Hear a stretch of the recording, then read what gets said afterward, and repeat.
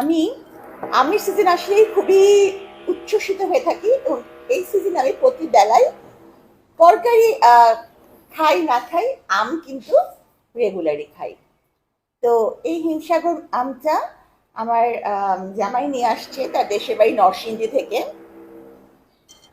তো আমি ছোটবেলা থেকে একটা বিশেষ পদ্ধতিতে আম খাই। আমি জানি না যে আমার এই পদ্ধতি আপনাদের কাছে ভালো লাগবে কি লাগবে না, কিন্তু আমি আজীবন ঠিক এই পদ্ধতিতে পাকা আম খেয়ে এসেছি এবং এভাবে আমি ইনশাল্লাহ যতদিন বেঁচে আছি খেয়ে যাব। আম আমি কেটে খেতে আমার একদম আরাম লাগে না। আমি আম হচ্ছে হাত দিয়ে ছিলে তারপর খাই।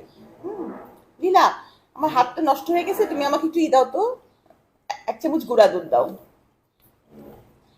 আমি লিকুইড দুধ দিয়ে আম খাই না, কারণ হচ্ছে যে তাহলে একটু আমার পানসে পানসে লাগে। আমের রসে যাতে দুধটা গুলে, সেজন্য আমি দাও। হ্যাঁ, এইবার এইবার আম দিয়ে লীলা দাও তো, একটু মুড়ি দাও তো। Thank you. হ্যাঁ, এতটুকু, মুড়ি বেশি না। এখন হচ্ছে আম দিয়ে দুধ দিয়ে মুড়ি। মুড়িটা আবার বেশিক্ষণ মাখালে কিন্তু মুড়ি টানা টানা হয়ে যাবে, মুড়ি যেন টানা টানা না হয়। ঠিক আছে, মুড়িটা কচকচে থাকলেই বেশি মজা হবে। বিসমিল্লাহ।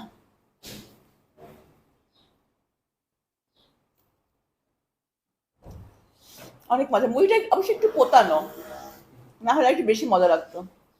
নতুন প্যাকেট খুললে না, তাও একটু পোতানো কেন?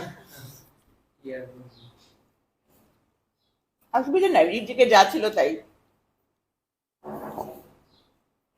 এত মজা, আপনারা ট্রাই করতে পারেন।